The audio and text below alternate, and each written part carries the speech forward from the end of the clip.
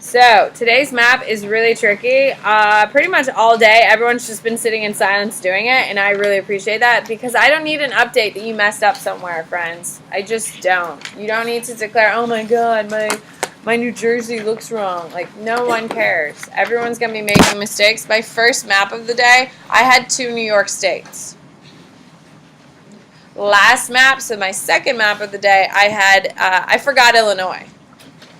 Like, it just wasn't on my map. I fixed it, and it's on there now, but it wasn't given much love. So, do the best you can. I'm not looking for perfection. I'm looking for an attempt. And if you make a mistake, do the best, move on. Is everyone clear on that? We do not need a play-by-play, for sure. So, here we go. So, we're going to label. We're going to do our boxes first. You need 8 of them.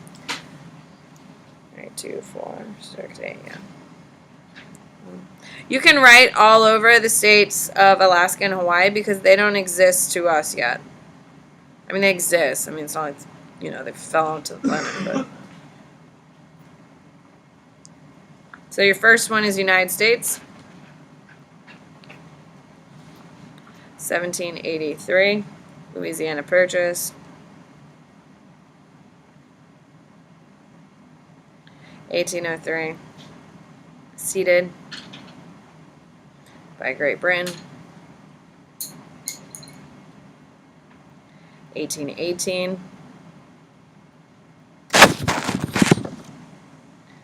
treaty with Spain.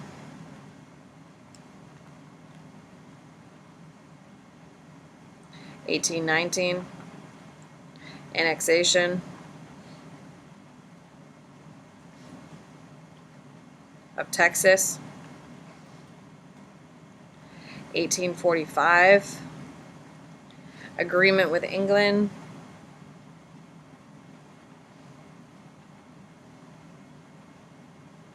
1846, ceded by Mexico.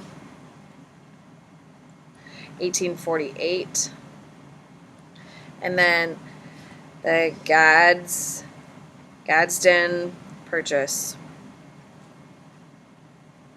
and that's 1853.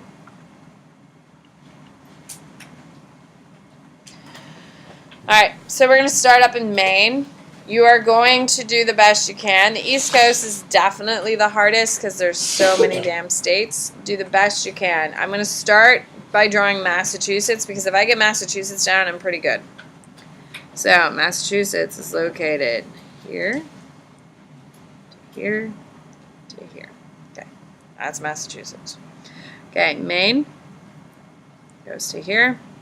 We're going to have a disputed border, so I'm going to draw a little squiggle line, and that's a disputed border with England. And this is Maine, of course, and this is 1820. It came into our union. This is New Hampshire.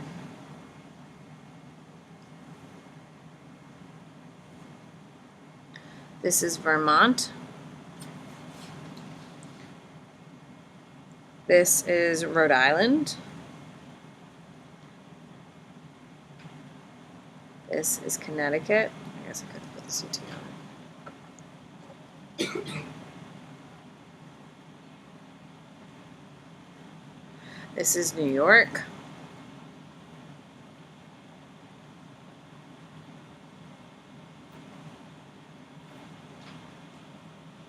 Pennsylvania. This is, of course, New Jersey. Okay. I'm going to head south, and then we're going to build ourselves up. Here we go. I hope you know what state this is. Do we? Oh, God. Florida came in the Union in 1845. Georgia. Then we have Alabama.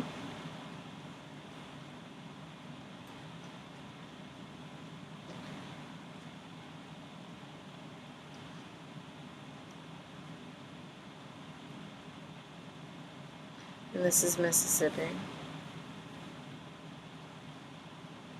Alabama is in 1819. Mississippi is in 1817.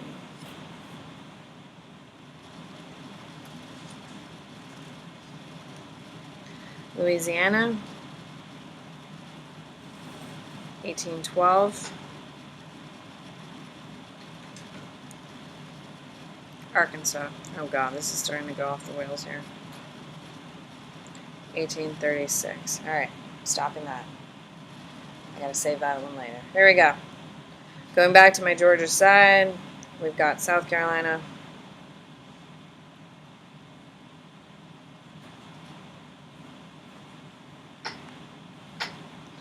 North Carolina.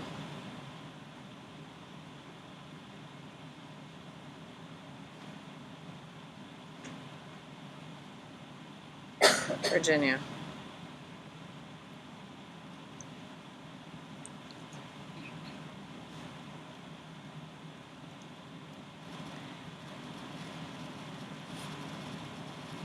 We've got Tennessee.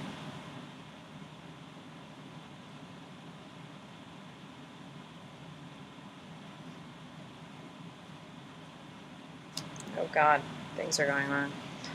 Okay, draw a line. I'm going to start at Michigan. 1837.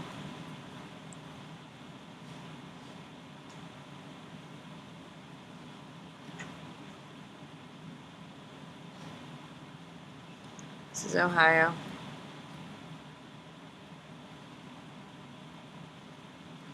This is all Virginia. Virginia is supposed to be larger on mine. This is Delaware, which is way too big, but what can you do? Okay, Kentucky, we can save this. Kentucky.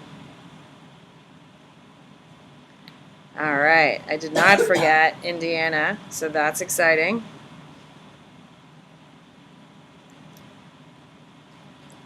And then here we go, Illinois. I hope you enjoy being included, because I did not forget you either. And now this is not like the our traditional state today, but this is Wisconsin back then. Obviously, it's been carved up tonight. All right.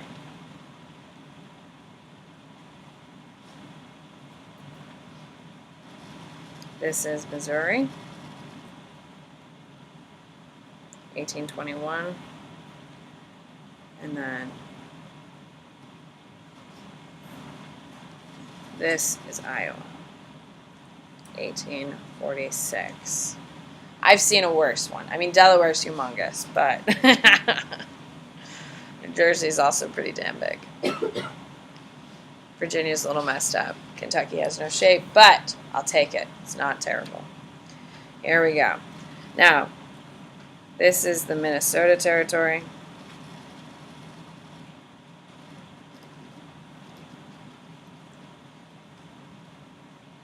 This is your unorganized territory.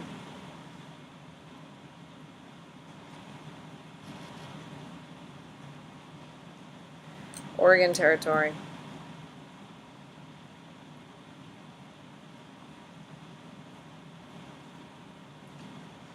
California, we're going to draw it like it is today. California, 1850. Utah, territory. New Mexico, territory.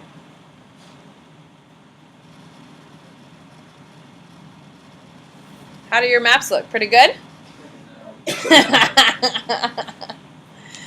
Alright, here we go. Let's start coloring. By the way, this is the easier side of your map. So just look forward to that. Alright, United States for me is going to be this pretty blue color. Listen, Wisconsin is, look at my lines before you start going. Your Louisiana, Arkansas, Missouri, and Iowa are not part of it, and nor is Florida. Florida is not part of it. So take a look at my map to see.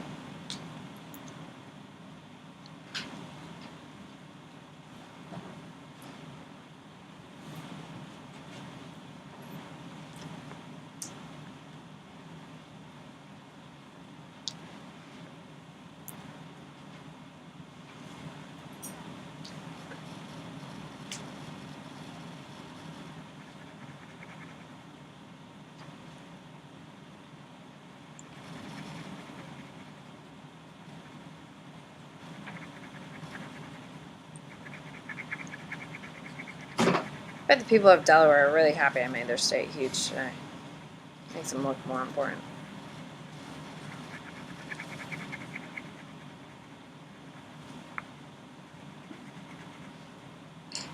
I always forget that Delaware is a state. What a lame state, right? Delaware. Huh? Is it nice? I've never been. I've probably driven through. It is pretty small, and despite what my map tells you.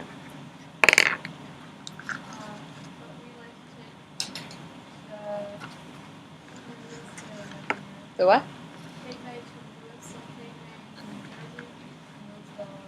Oh, okay.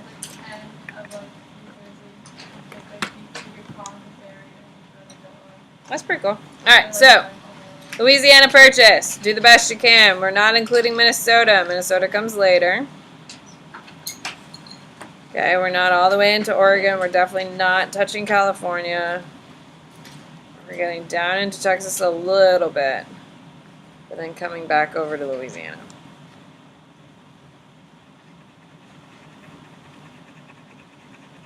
Now, who is the president who signed the purchase order for the Louisiana Purchase? Jefferson. Jefferson was hated on for a very long time for purchasing it because they thought he abused his power. They didn't think the President of the United States had the right to buy that much land. But he said he bought it not for vanity, but for state protection, because with having France so close to us in our backyard, he thought that was a threat to our security. So he said we needed to do it in order to protect the United States. They're pretty smart. Obviously, when we look back on this, is this a good decision or a bad decision? It's a good decision. But during the time, it was very controversial, and people thought he should be taken out of power because he was clearly abusing his power. Who did he buy it from in France? Napoleon, which is pretty cool. So we got a bunch of American documents with Napoleon's signature on it, which is kind of cool when you think about it. So this ugly red color is going to be first ceded by Great Britain, and that's going to be your Minnesota.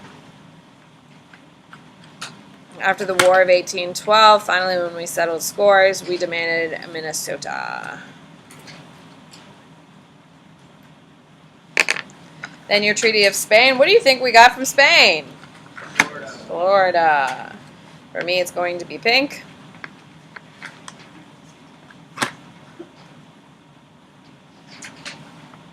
There you go.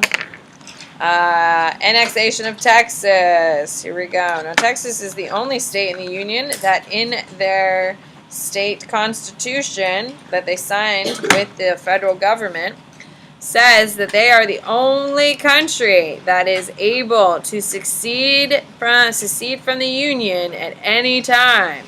They're the only ones. And they've threatened it loosely a couple of times. They threatened it during President Obama. Yeah, well, Texas today is a very, very Republican state. So they threatened to secede lightly under Obama. But obviously they never filed any paperwork or anything. But they are the only country allowed because they were their own country before they became part of the United States. And so they are able to leave the Union whenever they want. All right. Then we have the agreement with England. Is going to be for, it's going to be this pretty blue color, and that is going to be the Oregon Territory. I've never been to Oregon. I really want to go. I hear it's beautiful. There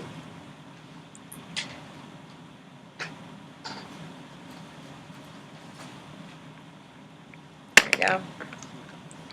You better be putting a little bit more effort into that because I'll be happy to take off points. You push this down. Yes. Yeah, your map looks like crap, man. Put some effort into it. Hi. You can sharpen them, you can do something, or you can bring your own. And yes, you can lean on it and color it in. You doing your big loops for your coloring, it's not quite the same. Then we have, I'm going to go to the Gadsden purchase. For me, is going to be orange. Because as soon as you do that, it's going to be significantly easier to do the rest. It's just like a squiggle at the bottom. This is some guy's private estate. Isn't that pretty cool? Look how much land. Damn. And then the rest of it is going to be ceded by Mexico. Funny thing is, we bought this land from Mexico by mining gold in California that belonged to Mexico, giving it to Mexico in order to purchase the land. Was that the most morally guided thing to do? Hello? No, we used their gold to buy territory. No, that's wrong. But it worked.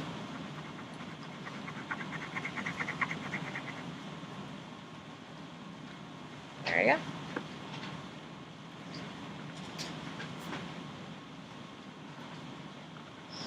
Guys, I've done this map 6 times. This is my 3rd time doing it today. And look at mine looks like.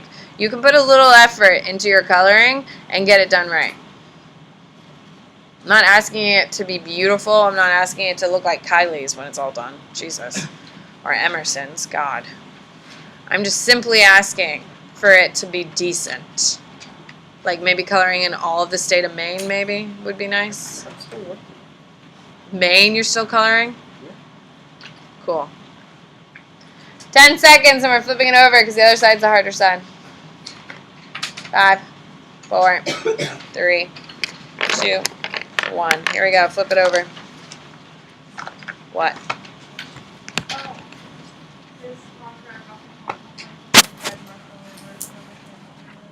I'm so sorry, my darling.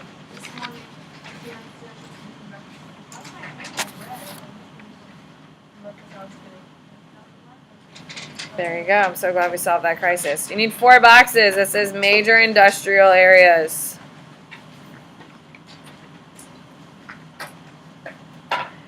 Second box is railroad. Railroad lines by 1850.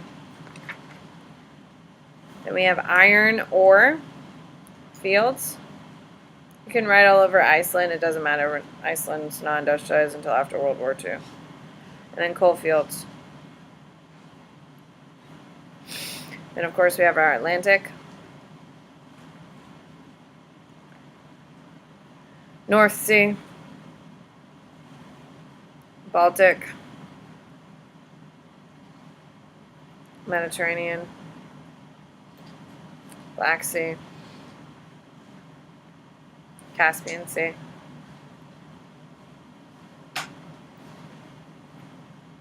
Okay. We got Sweden, Norway.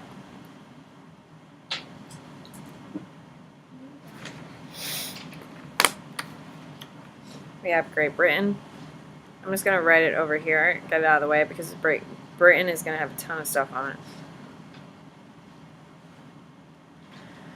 Alright, do the best you can, follow along. This is maps the harder of the two. Okay, we're going to start in England. We're going to write Glasgow is up the top. Then we got Manchester. Then we have Liverpool. Then of course London. Down here we have Portugal. Then we have Lisbon. We have Madrid. We've got Barcelona. This is obviously Spain. France. We have Marseille.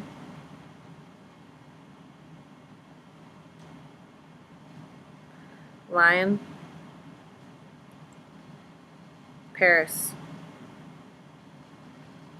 We'll go easy, and then we'll go hard. Milan. Venice.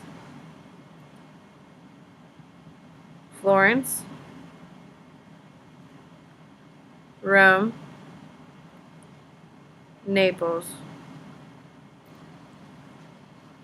Ottoman Empire.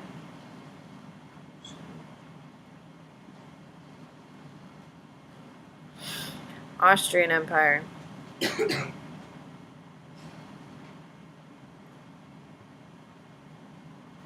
have a city named Buda, and you have a city named Pest. What do we call it today?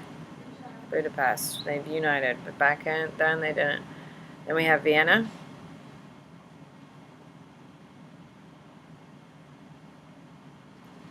Okay, we're going to stop there. We're going to go over here. We have Brussels, which is right here. This is Belgium. We have the German Confederation.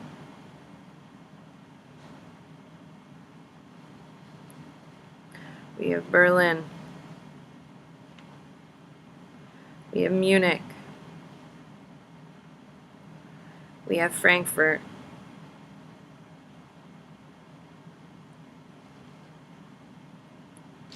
Prussia is right here. This region is called Saxony.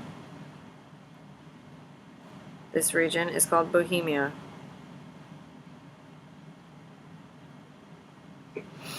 Over here we have Poland. We have a city named, the capital is Warsaw. They have a city called Breslav in Krakow.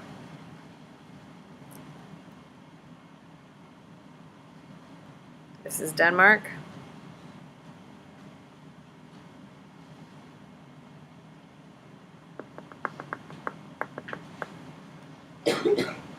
Okay, that was the easy part. Here we go. I have markers. If you have markers, your life's a little bit easier, especially for your coal and your iron ore. So if you have markers, I'd use them. If you don't, you're going to be fine. That means you just have to put a little effort in. Okay, so for me, iron is going to be blue. You're just going to draw a little dot just like that in the center of your page. Now, there are two things every country who industrializes need to have. What are those two things? William? Iron. And? Coal. Coal. Iron is used for what in industrialization? What is it used for? Machines, yeah. To build all the machines, in order to mass produce all the stuff, you have to have iron to build the machines. Why do we need coal? Why, Cynthia? Yeah, everything is heated. Everything needs to burn. You can't make iron unless it heats to a certain temperature. So here we go. So, the Industrial Revolution is going to begin in England. And here in about 5 minutes, you're going to see why. Because it's packed dense with iron ore and coal fields. If you do not have lots of iron ore and coal fields, you cannot industrialize. Most of these countries are going to industrialize in the 1930s, 1940s. Very few countries are going to industrialize in the 1850s. Who do you think is going to have the advantage, the 1850s or the 1940s? 1850s. Those are going to be your major power players. If you had to guess, what 3 European countries are going to be your industrialized powers? England, Germany, France. Those are going to be your 3. What are all 3 of those countries going to have in common? Iron ore and coal deposits. So here we go. So, blue is iron ore for me. Do the best you can. Does not need to be perfect. But if you are doing if you're doing crayons, you have to put a little effort in. You can't just slop your crayon down and think it's going to work, because it's not. Put a little bit of effort in it and it'll be fine. So, those are your iron ore deposits in England. We're going to go to Spain and go from there. 2, 3.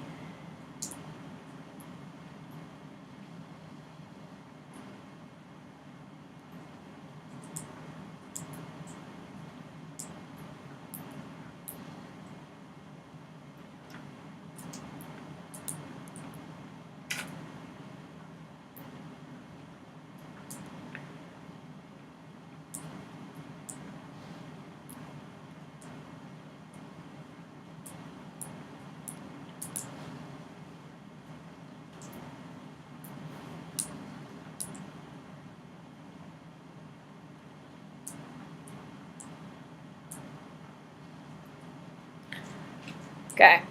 Those are all of your iron ore deposits in Europe.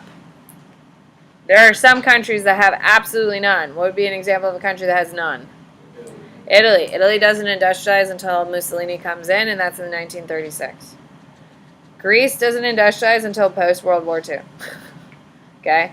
All of these countries down here, Portugal has none. It's important that you're seeing the connection between industrialization and their resources. So for me, coalfields is going to be red dot. Industrialization starts in what country? England. So that is where we're going to start.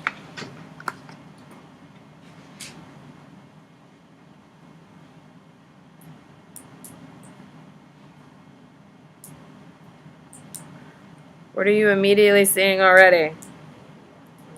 They have a lot of coal.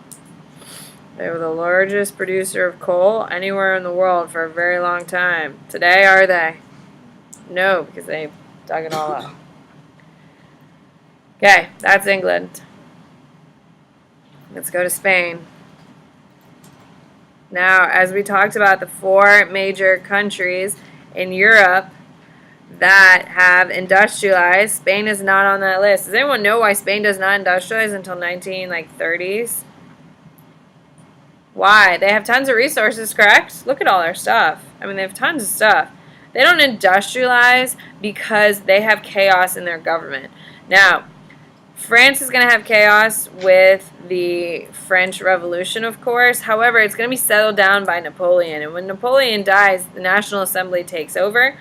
But before Napoleon dies, during his reign, he was very pro-industrialization, and he set up a lot of foundations to society that will allow France to recover really quickly after the Napoleonic Wars and become a major power source in Europe because of Napoleon and his foresight.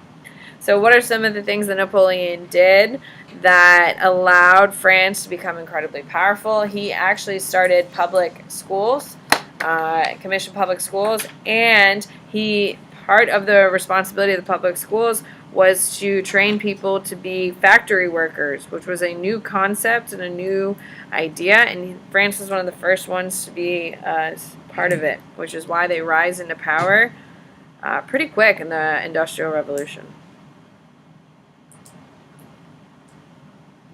Now, as you see, we are in Germany. As you can see, Germany does have resources. However, do they have a ton like France and Great Britain? No. So, when a guy named Hitler pushes the German economy as hard as he possibly can and creates a tremendous economy, terrible human being, but his ability to facilitate trade and economic boom is without a doubt impressive. What does he have to do when he pushes his economy too hard? Natural resources. Expand. He has to expand, and that is the reason why he expands into the Rhineland, which is right here, because it has more resources, and that is exactly why he's going to invade what country? That'll be the official start of World War II. Poland. The only reason he wanted Poland is because look at all the resources there. Poland does not industrialize until Hitler shows up at their door. So, all of this is completely untapped resources that Hitler's like, holy shit, I cannot live without this. And that's why he gambled on invading Poland. He also didn't think England and France would do anything about it. Alright, this is the worst part of this map. And it's the railroads. For me, they're going to be black. A black line. Okay. So, in order to be industrialized, you had to have the natural resources in order to do it. However, just because you have the natural resources like Poland and, of course, Spain, does that mean they're industrialized? No, because they didn't have the wherewithal and the government support. So because of that, countries that did have the natural resources, that did have the government support, they are going to create railroads. These railroads are going to move raw materials to the factories, and then the factories are going to convert those raw materials into finished products, and those finished products are going back on the railway to go to the markets to be sold. So, here we go. Do the best you can. It doesn't need to be perfect. However, I would like you to please try. I hope that you see that we are connecting all of our resources in order to streamline the process of moving goods to places where resources are needed. And we are connecting our trains in order to facilitate faster movement of resources. Okay, the faster you move the resources, the more successful you are. So, England, I think we can agree, has covered their resources pretty well. Yes? Spain, because they're in political chaos, built one railroad. Tell me what built 2 railroads. How'd they do? Hello, how'd they do? They did a terrible job. They were building tourist trains, not not industrialized trains. Okay? So, here in France, we're going to see a much different story.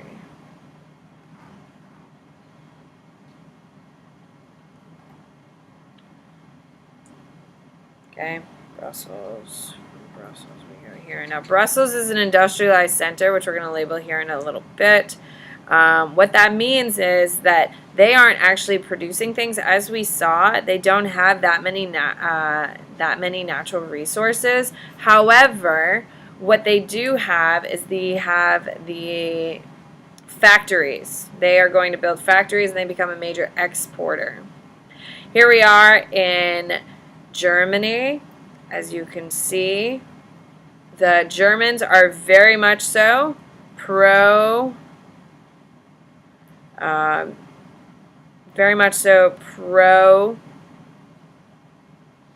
railways. As you're going to see, they're going to connect much of their resources. Also, a couple of random. Milan is also going to have a train. Okay. Cacao has a train that connects to Vienna, and Vienna then connects to Venice. I got a couple of little squiggles off of that.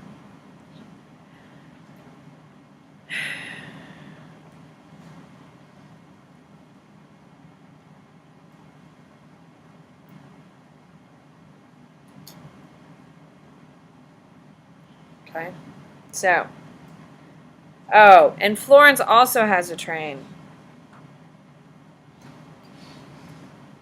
It goes to the coastline. Okay, so looking at this map, hopefully you can see what countries are utilizing their resources better. Those are the countries that are going to thrive. As you can see, England, France, and Germany are the ones who are going to be managing their areas better. Now, your major industrial centers for me are going to be a dark green. These are going to be your actual industrialized cities. Now, in 1850, London is actually not an industrialized center. That is going to be in Glasgow, which is up to the north, and that is going to be Liverpool. These are your industrial centers. Now, in the 1900s, is London going to be an industrialized center? Oh, for sure. It's going to be disgusting. But at this point, it's not. Paris is definitely an industrialized center. Like I said, Brussels, even though it doesn't really have, Belgium and Brussels, even though it doesn't have that many resources, it does become an industrialized center. That loop-de-loop is because it's near an industrialized center. That's why there's trains going all the way out here. Over here we also have a connection. And then Frankfurt is definitely an industrialized center. Berlin happens to be the largest in the continental Europe. Saxony, we have a little one along the way. Vienna, we have one over here in Bohemia. And then Milan is also an industrialized center. And those are your industrialized centers. So hopefully this helps with industrialization. You do need to finish coloring this map. The front map, the United States map, you do not need to color anything else. I mean, are you going to label draw Mexico and Canada in?